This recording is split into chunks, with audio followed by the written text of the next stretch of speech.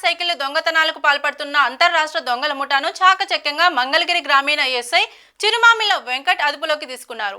గుంటూరు జిల్లా ఎస్పీ ఆదేశాల మేరకు నార్త్ సబ్ డివిజన్ డిఎస్పీ గ్రామీణ సిఐ ఉత్తర్వుల మేరకు దర్యాప్తులో పోలీస్ సిబ్బందిని ప్రాంతాలలో పెట్టడం, వారిని అదుపులోకి తీసుకోవడం జరిగిందని ఆయన తెలిపారు. సోమవారం మంగళగిరి గ్రామీణ పోలీస్ స్టేషన్ ఆవరణలో ఏర్పాటు చేసిన విలేకరుల సమావేశం నందు CI Y Srinivasarao, SI Chirumamilla Venkatlu మాట్లాడుతూ రాష్ట్ర వ్యాప్తంగా వివిధ ప్రాంతాలలో సినీ పక్కీలో ద్విచక్ర మోటార్ వాహనాలు చోరీలకు పాల్పడుతున్న అంతర్రాష్ట్ర దొంగల ముఠాను అదుపులోకి తీసుకున్నట్లు మంగళగిరి గ్రామీణ ఎస్ఐ చిరుమామిళ్ల వెంకట్ తెలిపారు.